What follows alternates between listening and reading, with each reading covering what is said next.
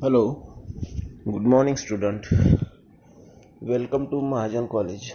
I am Professor Narendra Pandit,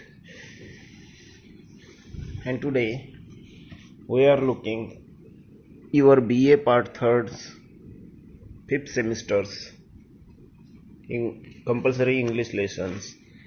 The Three Hermits, which is written by Leo Tolstoy. देखो student, three hermits ये जो lessons है ये लियो Tolstoy ने लिखा है.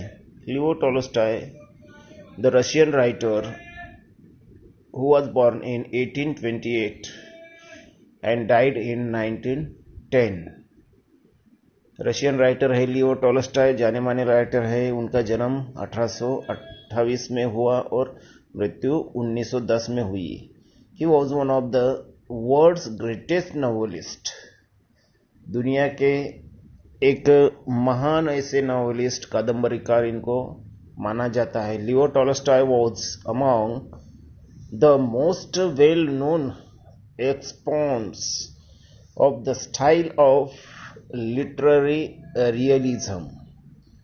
His most famous novels, War and Peace and Anna Karenina. देखो, ये इनके मोस्ट फेमस नॉवेल्स है. कौन से? War and peace. और कौन सा? एना कारेनेना. देखो, एना कारेनेना एक बहुत ही अच्छी नॉवेल है.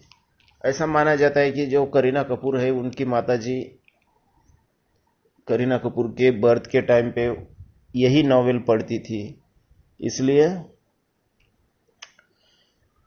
उन्होंने अपने लड़की का नाम करीना रखा था. हालांकि उनका नाम उनके ससुर जी ने यानी राज कपूर ने रिद्धिमा, ऋषि कपूर के लड़की का नाम रिद्धिमा और करीना का नाम सिद्धिमा ऐसा रखा था, क्योंकि वो दोनों का ही जन्म एक ही महीने में हुआ था, जिस महीने में गणपति बापा यानी गणेश चतुर्थी आती है. तो ये मैं इसलिए बता रहा हूं कि ये एना कारेनिना एक बहुत फेमस नॉवेल है, जिसे हर कोई पढ़ना या फिर उसको जानना चाहता है. तो ये बहुत फेमस नॉवेल है, are often considered to be two of the greatest novels ever written.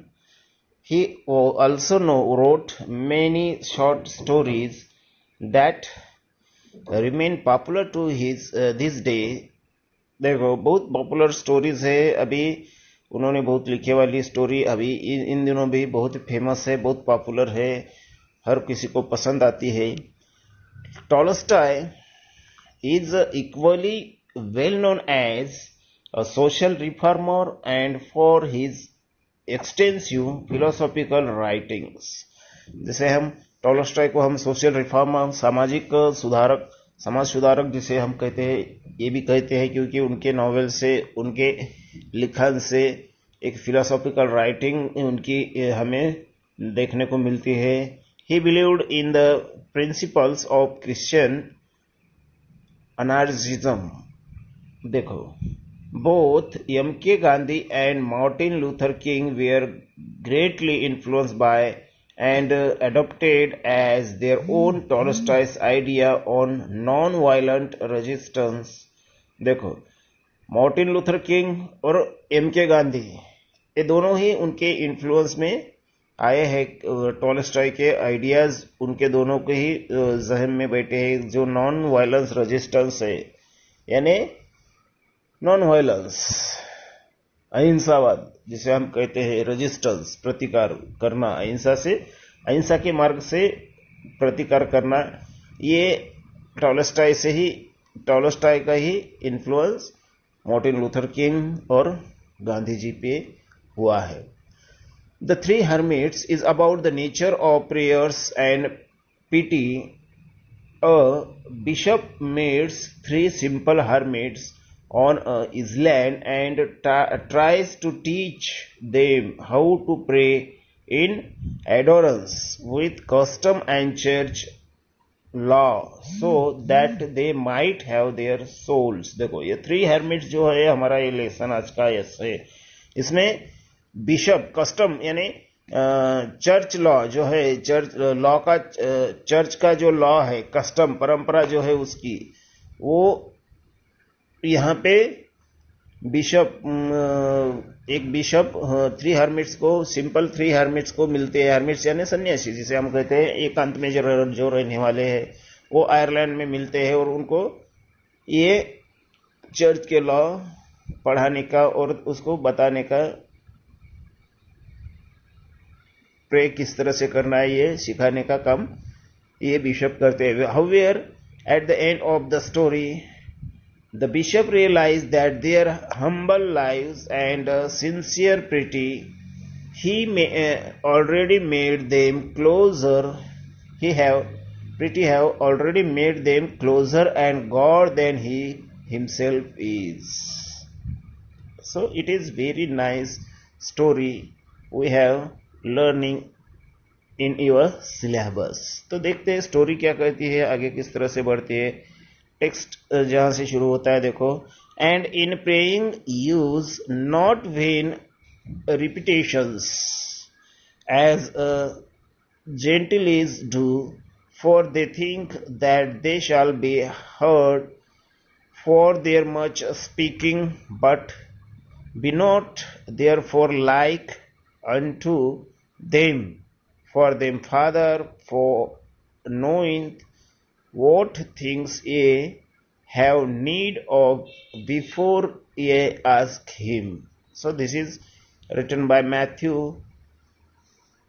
देखो, a bishop was sailing from Archegall to a Stoic monastery, and on the same vessels were a number of pilgrims on their way to visit the shrines at the place. देखो ये bishop selling कर रहे हैं और उनके वे में बहुत सारे प्लेग्रिम्स यानी धार्मिक क्षेत्र जिसे हम कहते हैं, तो visits that the places. The voyage was a smooth one. Voyage यानी ये कहां से, पानी के मार्ग से क्या कर रहे हैं, सेलिंग कर रहे हैं, यानी बोट से सेलिंग कर रहे हैं। सो वोयाग वाज अ स्मूथ वन, यानी उनका जो जर्नी है, मार्ग जो जल मार्ग से जर्नी हो रहा है वो कैसा हो रहा है, स्मूथ हो रहा है, यानी बहुत ही धीरे से संत गति से उनका जर्नी हो रहा है। The wind favourable and the weather fair. देखो विंड फेवरेबल, हवा जो चल रही है वो मस्त चल रही है। उसके बाद weather was fair.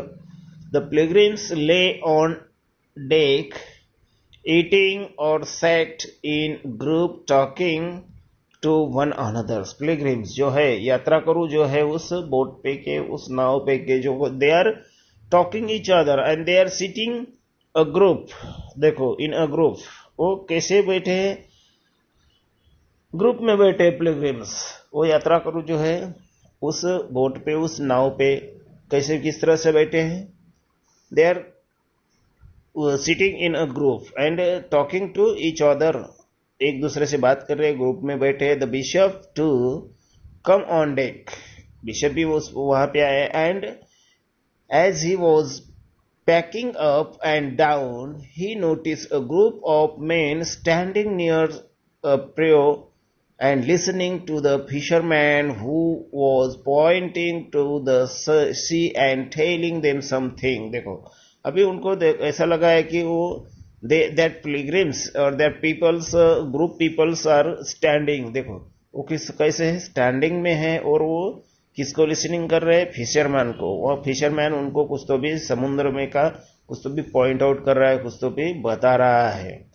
The bishop stopped and looked in the direction in which the man was pointing. वहां पे बिशप वहां पे रुकते हैं और जिस तरफ वो फिशरमैन, जिस तरफ वो पॉइंटिंग कर रहा है, उनको हाथ से बता रहा है, उस तरफ देखते हैं बिशप।